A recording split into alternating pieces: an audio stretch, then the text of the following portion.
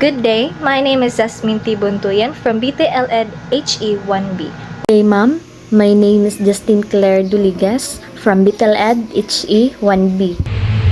Good day everyone, especially to you Ma'am Angwas. I am Sadi Sangahan from BTLED HE1B with the research titled The Influence of Globalized Learning Resources on Classroom Teaching and Students' Learning Outcome. So in today's rapidly changing world, education is no longer confined within the four walls of the classroom or limited to locally produced materials. With the rise of globalization, teachers and students now have access to a wide range of globalized resources such as online platforms, digital textbooks, international research articles, educational videos, and interactive technologies from different parts of the world. These resources have transformed how teaching and learning takes place in modern classrooms.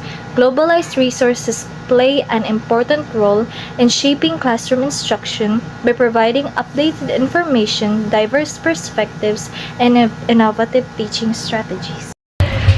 Teachers can now enrich their lessons using materials developed globally, making decisions more engaging, relevant, and connected to the real-world context. At the same time, students are exposed to broader ideas, culture, and learning methods, which may help to improve their critical thinking skills, motivations, and overall academic performance.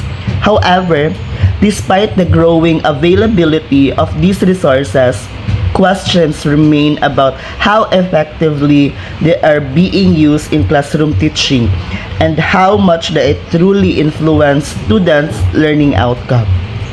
Not all classrooms have equal access to globalized resources. Not all teachers and students may be fully prepared to integrate them into the learning process.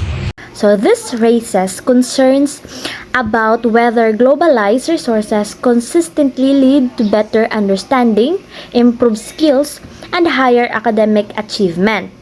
With this in mind, our research titled The Influence of Globalized Resources on Classroom Teaching and Student Learning Outcomes aims to examine how the use of globalized resources affect teaching practices and student academic performance.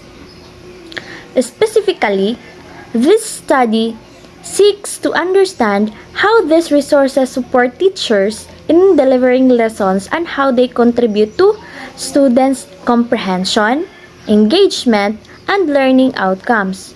Through this research, we hope to provide insight that will help educators, school administrators, and policymakers maximize the benefits of globalized resources while addressing the challenges associated with their use. This study aims to contribute to the improvement of teaching quality and student learning in increasing globalized educational environment.